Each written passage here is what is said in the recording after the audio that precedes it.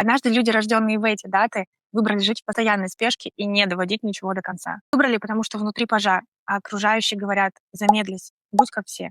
Выбрали метаться между проектами, хвататься за 100 дел и ничего не доводить до конца. Потому что чувство, что я недостаточно стараюсь, важнее, чем моя реальная эффективность и покой внутри. Так хочется винить свой неуемный темперамент, свою дурную голову, которая вечно хочет перемен. Но только не себя, за свой же выбор жить в хаосе, за то, что сама не построила систему, сама не выбрала одно направление, сама не дала себе право иногда стоять на месте и не делать ничего. Больно это осознавать. Особенно, когда ты уже выдохнулась в этой гонке, а результата так и нет.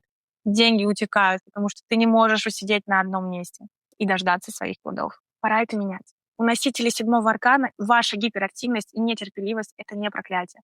Это топливо, и его просто нужно направить в одно русло и научиться разворачиваться не от всего подряд, а только от того, что действительно ведет в тупик. А как это сделать, читай в описании.